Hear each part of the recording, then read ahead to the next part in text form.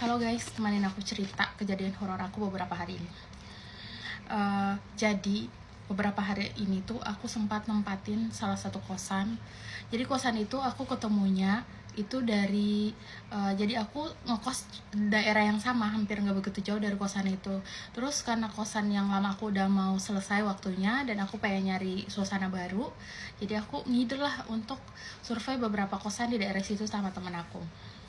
Jadi kosan ini tuh adalah kosan terakhir yang kita survei pas arah kita pulang. Jadi kita surveinya itu kayak jam 5 sampai jam 7 apa jam 8 malam. Nah pas udah arah pulang balik lagi ke kos kita ketemulah sama salah satu kos itu. Jadi ini kos Putri nih, ayolah kita coba nanya-nanya nih guys. Terus nanya, dari semua kos yang kita survei itu kayak harganya 1,7, 1,5,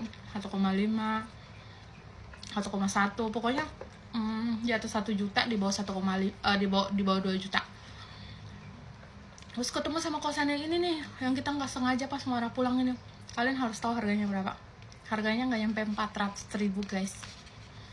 Oke, kamar mandi luar, tapi untuk daerah Jakarta Selatan menurut aku tuh murah banget, super murah banget. Kita sempat lihat kamarnya, lumayan bersih, bukan kamar yang kumuh.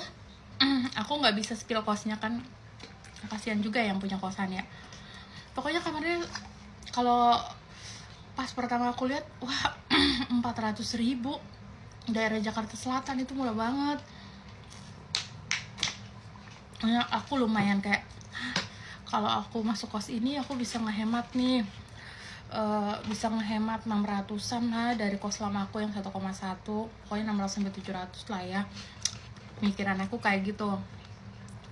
Terus aku minta kontak si yang jagain kosan itu. Udah aku minta kontaknya, itu tuh sekitar tanggal 25 Agustus. Kos yang aku tempatin saat itu berakhir di tanggal 5 September.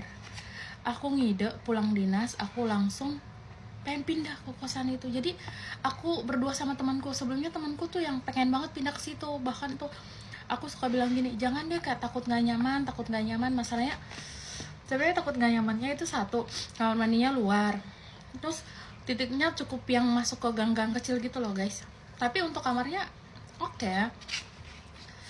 Terus temanku dalam minggu itu tuh kayaknya pengen banget pindah, akhirnya tiba-tiba dia udah nggak pengen. Dan gongnya tanggal 5 itu aku tiba-tiba pengen banget pindah ke kosan itu guys. Yang sebelumnya aku kayak udah gak kepikiran nih, udahlah kayaknya aku pindah aja di tanggal 5 pagi itu.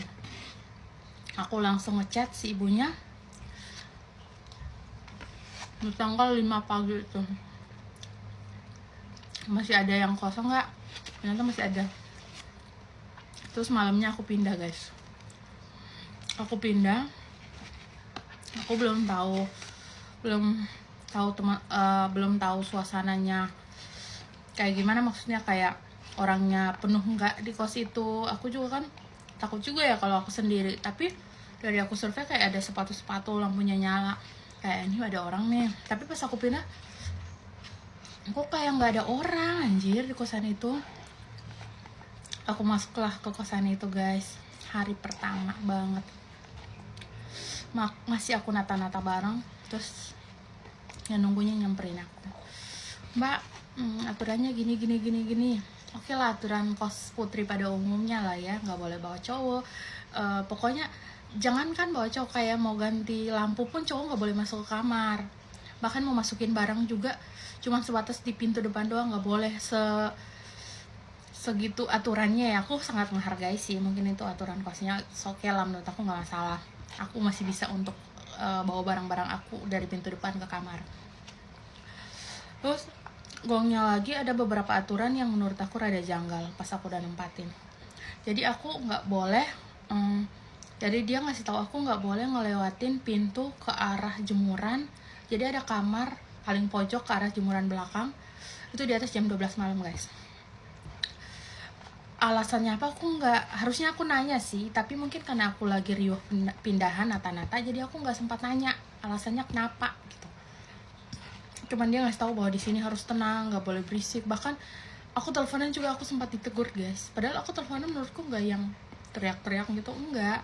Pas yang halo gini, mbak maaf ya suaranya nggak boleh berisik. Aku udah kayak rada main bete sih, kayak aku kan pulang kerja pengen teleponan sama anak aku, kok malah kayak gini. Tapi ya udahlah, aku menghargain, mungkin semuanya pada capek pulang kerja pengen istirahat, ya udah. Tapi menurut aku suaraku nggak berisik dan pintu kamar aku juga ditutup. It's okay, aku masih memaklumi. Terus karena panas, aku bukalah pintu kamar aku sedikit nih, buka sambil aku nata-nata. Dia nyamperin aku lagi dengan ngasih tahu beberapa aturan gini. Aku oh iya. Gongnya, aku nanya, pintu kamar aku kunci, kok nggak bisa dikunci? Dia ngomong gini, ya mbak, seluruh anak kos pintunya nggak bisa dikunci, tapi nggak apa-apa, aman kok. Dia ngomong gitu. Aku hah? Terus gimana? Iya emang nggak bisa dikunci, tapi nggak akan ada maling nggak? Aku masih kayak oh iya ya, aturan kos ini kan cowok nggak bisa masuk, jadi mungkin aman ya. Tapi masih kayak yang nggak gitu loh. Oh setelah itu malam lah berlangsung, aku masih nata-nata sampailah. Jadi dia udah balik ke kamar, jadi dia ngasih tahu aku tuh sekitar jam 9, jam 10 malam lah. Dia udah ngasih tahu kan kalau aku nggak boleh ke belakang. Terus aku masih nata-nata. Aku kelar nata-nata kayak setengah 12-an. Aku kamar mandi lah, bersih-bersih, cuci kaki, cuci muka. Aku mau ke kamar mandi nih. Aku buka pintu. Jadi pintu aku tuh nggak bisa dikunci, tapi masih bisa ditutup gitu loh. Aku ke kamar mandi. Tiba-tiba dia dengan kagetnya dia keluar dari kamar dia dan ngikutin aku. Mbak mau kemana? Jam 12 malam loh ya. Aku bilang, saya mau ke kamar mandi bu. Oh saya pikir kamu mau ke arah jemuran belakang. Terus aku bilang, enggak bu, saya mau ke kamar mandi. Oh iya jangan ke belakang ya. Aku makin kepo. Kenapa anjir aku gak boleh ke belakang? Maksudnya alasannya apa? Aku sepenasaran itu. Terus dia udah masuk ke kamar. Aku balik ke kamar aku balik ke arah kamar aku ngelewatin kamar-kamar yang dia bilang ada orang itu loh guys. Dan kalian harus tahu, seluruh kamar itu gak ada penghuninya anjir, gak ada. Dan dia sengaja nyalain lampu, dan ada sepatu beberapa itu tuh mungkin biar pertanda ada orang. Aku sempat ngintip, dan kalian harus tahu di dalam kamar itu banyak banget sesajen guys. Aku nggak tahu itu kepercayaan atau apa, tapi aku takut. Maksudnya aku udah langsung kayak aku takut banget. Terus aku udah masuk ke kamar, aku udah lihat sesajen, aku udah lumayan panik. Itu di jam 12 malam. Aku masuk ke kamar, terus dia tiba-tiba ke kamar aku dan tiba-tiba ngasih pulpen sama kertas. Mbak, boleh dicatat nggak nama lengkapnya? Aku panik dong anjir. Terus aku kayak, buat apa? Buat ngasih ke Pak RT. Aku bilang gini, oh bu, besok aja ya, nanti saya fotokopiin KTP saya. Tapi aku udah bener-bener gak bisa tidur, udah takut. Akhirnya aku gak tidur sampai pagi. Tapi kalian harus tahu, aku ngelewatin malam itu bener-bener setakut itu anjir. Jadi jam 2 karena aku udah ngantuk dan gak bisa tidur, aku ngide untuk, jadi aku punya lampu tidur guys nih. Aku liatin lampu tidur aku nih kayak gini. Ini loh lampu tidur yang 5.000-an ya atau 2.000-an di Shopee. Aku mau nyalain lampu itu biar aku bisa tidur, jadi masih ada cahaya. Jadi aku matiin lampu yang di atasnya tapi masih ada cahaya gitu loh. Dan aku matiin lampu, terus aku nyalain lampu ini, colokin lampu ini. Kalian harus tahu, aku ngeliat hantu di pojokan. Aku nggak tahu itu hantu, tapi itu hantu sih. Jadi aku ngeliatnya nggak sampai atas, jadi aku ngeliat rambut yang kayak saking panjangnya ke lantai gitu loh, kayak gini-gini. Sumpah, kalau rame aku bakal lanjut ke part 2.